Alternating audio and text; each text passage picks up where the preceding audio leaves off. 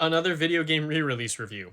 I feel like I've been doing so many of these recently, but don't worry, the next few that I do will be entirely new games. Until then, still not feeling the best, but I have enough energy to bring you guys a review of the new Playtonic remake slash remaster semantics Yooka-Replaylee. Yooka-Replaylee is the newly redone version of the 2017 game Yooka-Laylee, itself a spiritual successor to the incredible, iconic, and classic Nintendo 64 platformer Banjo-Kazooie, one of my personal favorite games of all time. And the original Yooka-Laylee was a game that I played back when it came out in 2017, but I just really wasn't that crazy about it, even as a fan of 3D platformers. And after finally beating Banjo-Kazooie as an adult in 2021 and trying to go back to Yooka-Laylee, I think I liked it even less because I just kind of thought at the time that it was like a pale imitation of a better game. But when I heard it was getting a new version, I thought, okay, maybe I'll give it a shot. Maybe it fixed some of my problems I had with the original game. So I ended up beating the game 100% and getting the platinum trophy.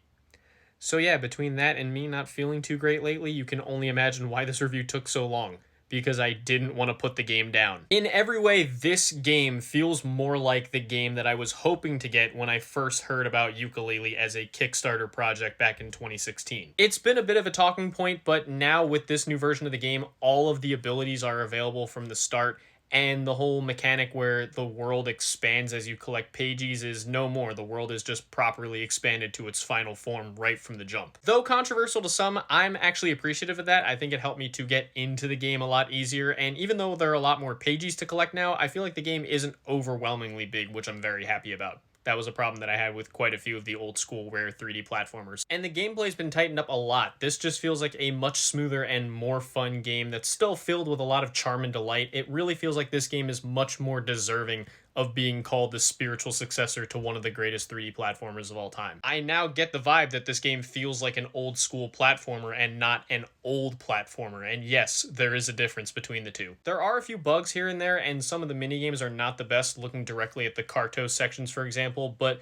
I still had a great time with this, and finally, I feel like it unlocked the potential that Yooka-Laylee first showed back in 2017. So much so that if I had to give it a number rating, I would honestly give Yooka-Replaylee a 9 out of 10. I'm glad I was finally able to get into this game, and while I don't know what its release means for the future of the IP, I'm glad to have gotten another fantastic 3D platformer in a year where we've gotten a lot of gems out of the genre, both new and old.